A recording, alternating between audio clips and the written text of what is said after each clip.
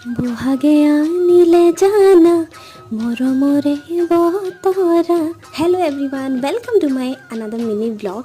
বিহুৰে start কৰিছোঁ কাৰণ আজি মানুহ বিহু আৰু বিহুৰ হিয়া ভৰা ওলগ জনালোঁ সকলোকে। ৰাতিপুৱাই চাহৰ লগত পিঠা দি খাইছোঁ আৰু মোৰ ফেভৰেট পিঠা হ'ল বৰপিঠা। আপোনালোকৰ কোনটো পিঠা চবতছে বেছি ফেভৰেট কমেণ্টত জনাব। তাৰপিছত ধুনীয়াকৈ মই মাহ হালধিৰে গা পা ধুই পেলাই দৈ চিৰা খাইছোঁ, যিটো খাবই লাগিব।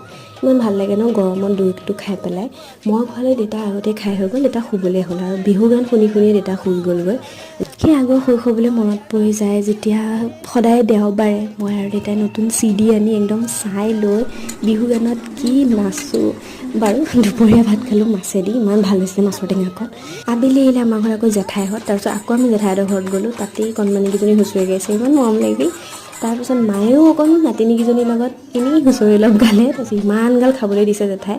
আজিলৈ ইমানেই, বাই।